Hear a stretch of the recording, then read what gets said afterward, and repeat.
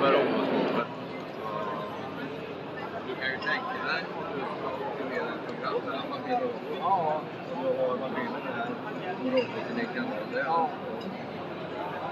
Stå här och vänta tills den är klar eller tvärtom. Det är liksom inte så. Programmera den. Det är inget fel.